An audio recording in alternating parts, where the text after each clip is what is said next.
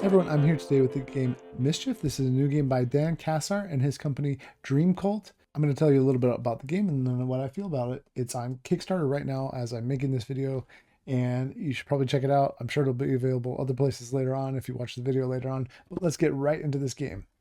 Here we are set up for a 3-player game. You're going to have more cards in a 4-player game and less cards in a 2-player game. The game does play 2 to 4 players. These are our tables here with an invitation card shown underneath here face down. Cards are going to get seated with some face up cards. You see here that I've just put the suits. Essentially, there's essentially a darker suit and a lighter suit for each side of the table. Then we have these friendship tokens, which are here and here. These are double-sided. Make sure you put the lower number here, which is 2 face up. And then we have these prank tokens, which go here. Again, the lower number face up. And what's going to happen is after each player gets 13 cards, oh, and we do have this invitation row over here. After each player gets 13 cards, you're going to choose a card in your hand. So I have all these in my hand, and you're going to play them to a place that you want to play. Maybe you want to make this side better over here with the brownies, or maybe you want to do something to counteract this this dryad over here. So if you want to do that with this elf, you can put it here. Now, a couple of things are going to happen if I play a 1. First of all, this is a prank, so I would get to take the prank token. This side on the 3 here, I would take that token because these would cancel each other out, and this one would go away because they're the same number.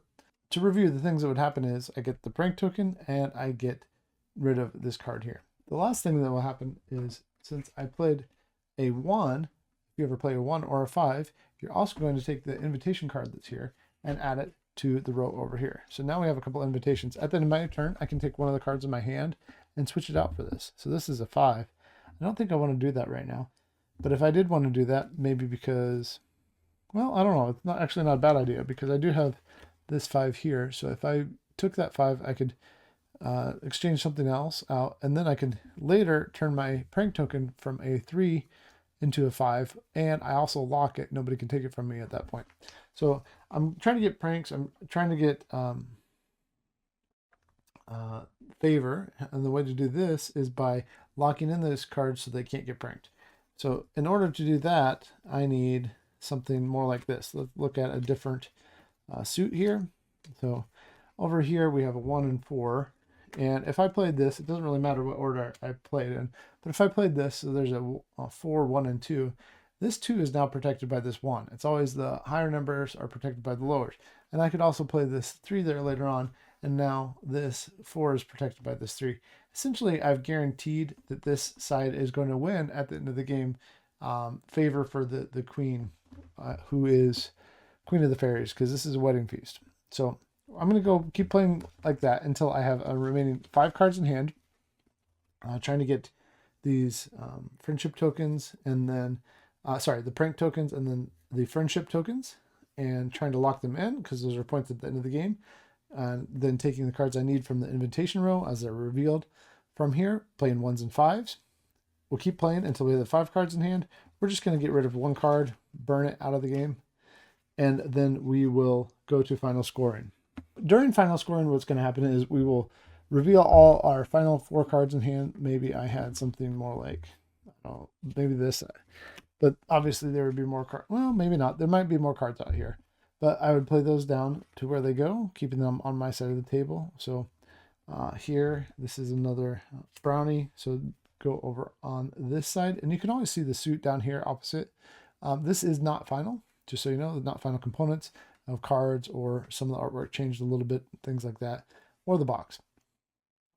But you play that down, and if the numbers on each side were even, then now one side could be winning or not. Essentially what you're comparing is the strength of each faction here. So in this case, let's go, maybe use this as an example. Let's say this 3 was already out here. If there is a final surprise, maybe one player had a 4 and a 2, and another player had a 1 and 5 in hand. We would put these out in front of the players, and we would see that this has changed as far as which faction kind of controls this table. And since this faction controls this table, whoever played out this 5 is going to be able to gain this larger surprise token, and whoever played the second highest will gain this 7 point. So there's a 10 and there's a 7. The one that has a jack in the box on the back. This one has a banana peel. And you will give those tokens to the highest and second highest players of those cards. Now, if this didn't change, maybe we played the 4, the 1, and the 2 because it's what you had left in your hand for some reason. Maybe you didn't want this to switch. Then instead of the 10 and the 7, we would also switch. Whoever played the lowest number would get this 6 for having to dance with the queen, and whoever played the second lowest would get this 5. That's the basics of kind of how that resolution goes. We do that for each faction. Whoever has the most points with these, you're only ever going to have one of these, or the prank tokens, or the friendship tokens. You just add up all your points. Whoever has the most points wins the game. I like a lot about this game. I like that it's pretty thinky in a small box. It is essentially just cards. I mean, there's tokens, there's a playmat with it. Again, this is not final version. I would encourage you to go check out the final version. They've shown it looks very nice. I kind of want to play that one a little bit more.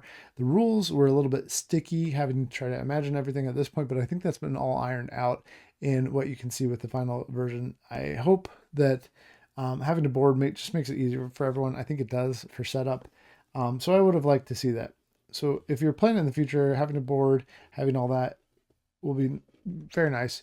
I love the artwork in the game. I liked the approach to the game. I liked the theme. I felt like the theme of fairies at a wedding was very well carried out. There's a lot of tricks and turns and mischief that happens in the game. If you like small box games with a good table presence, I think the final version is going to be for you. If you like to have something that feels fairly mechanically heavy for what it is, fairly in depth for what it is, this might be for you. But if you don't want too much of that type of gameplay where there's push and pull and trying to anticipate what others are doing, then this might not be for you. I think that Dan Cassar has done something really interesting here. I would be interested in seeing what it does next. My review copy was provided by the publisher. Thanks to them.